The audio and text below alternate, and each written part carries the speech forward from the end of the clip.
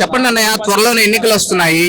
YCP ప్రభుత్వ పనితీరు మీకు 5 ఏళ్లలో ఎలా అనిపించింది? 5 ఏళ్ళలో ఎలా అనిపిస్తుందంట, ఊర్లో మంచి ఫిట్టింగ్ పెట్టి మంచి పని చేస్తున్నాడు అన్నగారు.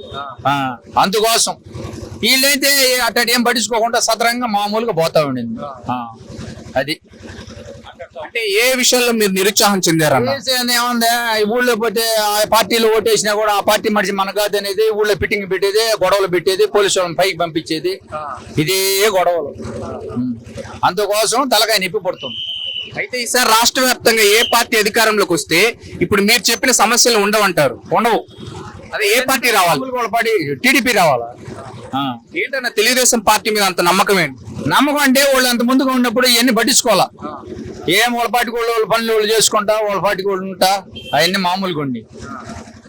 ఇదేంటంటే ఊళ్ళో ఒక్కొక్కటి పెట్టేది, ఒకటి ఏంటంటే ఓట్లు వేసుకోదా బాగుండేది, ఓట్లు వేసుకున్నట్టు ఫిట్టింగ్ పెట్టేది.